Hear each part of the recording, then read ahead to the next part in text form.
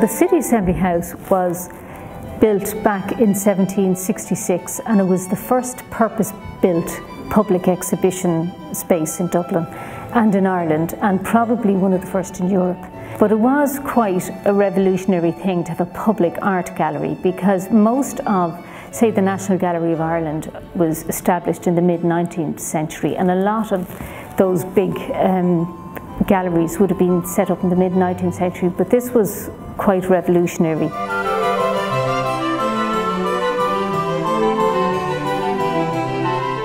So we, first of all, kind of located as many of the paintings that we definitely knew were exhibited in that space.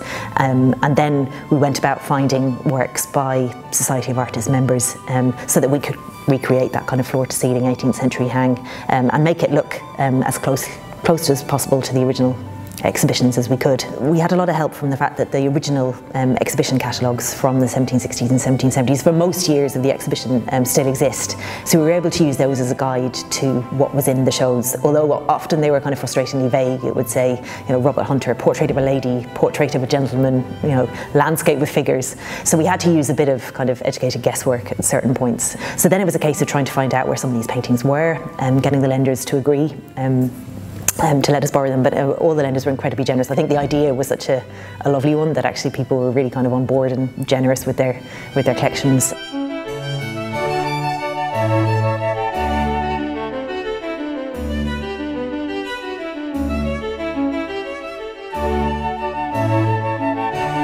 The biggest challenge is trying to upgrade an existing building for contemporary use. So I'd say within the exhibition room itself we had to introduce climate control, and that was so that we could borrow paintings from national and international institutions like the National Gallery of Ireland, etc. So they demand very strict controls, as you can imagine.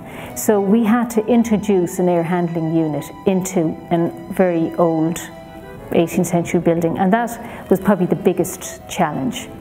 Another big challenge was to introduce a lift into the building so that it was accessible to all. We also had to provide a second means of escape, because there's one central staircase going right through the building, so we needed a second means of escape. So we tried to introduce those with minimal loss of historic fabric and without changing the essence of the building.